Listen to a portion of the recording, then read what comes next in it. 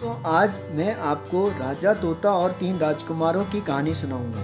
Channel को like, share, subscribe और bell icon को जरूर दबा दें। कृपया अंत तक बने रहें। एक समय की बात है, किसी एक राज्य में राजा हरिश्चंद्र नाम का राजा राज करता था। उस राजा के 3 बेटे थे। उसकी ख्वाहिश थी कि वह उसका सबसे काबिल बेटा उसकी राजगद्दी संभाले, लेकिन वह इस बात को लेकर संशय में था कि तीनों में से वह अपना राजपाट किसे सौंपे। एक दिन राजा को एक तरकीब सूझी। उसने उसी समय अपने तीनों बेटों को बुलाया और कहा, बेटों, आज मैं तुम सब से एक सवाल पूछता हूँ। अगर तुम लोगों के सामने एक गुनहगार खड़ा हो तो तुम उसके साथ क्या करोगे? इस पर राजा के पहले बेटे ने कहा, उस अपराधी को सजाए मौत दी जाएगी। वहीं दूसरे बेटे ने कहा, गुनहगार को काल कोठरी में बांध दिया जाना चाहिए। जबकि तीसरे बेटे ने कहा, पिताजी, हमें उसे सजा देने से पहले इस बात की जांच करनी चाहिए कि उसने सही में अपराध किया है या नहीं। इस पर राजा के तीसरे बेटे ने सभी को एक कहानी सुनाई। एक राजा था जिसके पास एक बुद्धिमान तोता था। एक बार उस तोते ने महाराज से कहा, उसे अपने माता पिताजी से पास जाना है।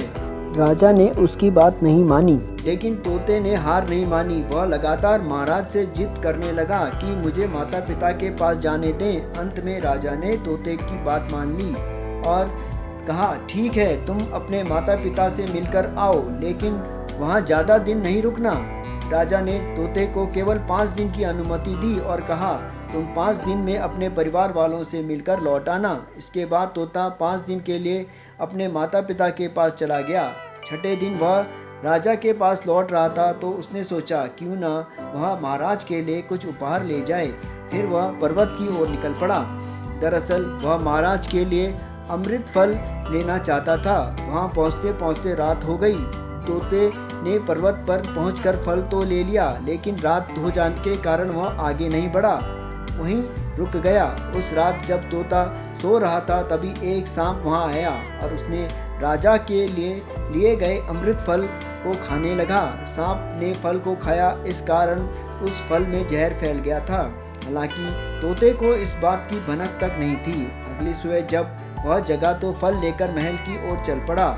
जब वह महल पहुंचा तो खुशी खुशी से राजा के पास गया और कहा, महाराज, मैं आपके लिए यह अमृत फल लेकर आया हूँ। आप इसे खाएंगे तो सदा के लिए अमर हो जाएंगे। यह सुनकर राजा काफी प्रसन्न हुआ।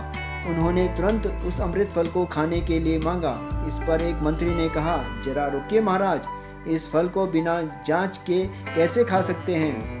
एक बार देख तो लीजिए कि तोते द्वारा लाया गया यह अमृत फल सही है या नहीं। राजा उस मंत्री की बात से सहमत हुआ। वह कि तुरंत इस फल को एक कुत्ते को खिलाया जाए। राजा का आदेश पाकर सैनिक ने फल का एक टुकड़ा कुत्ते को खिलाया। फल खाते ही कुत्ते की मौत हो गई। यह देखकर राजा गुस्से से आग बबूला हो गया। उसने क्रोध में आकर तलवार से तोते के सिर को काट दिया, साथ ही फल को फेंकवा दिया। कुछ साल बाद ठीक उसी स्थान पर एक पौधा निकल आया। यह देखकर राजा को लगा कि उसी जहरीले फल का पौधा है।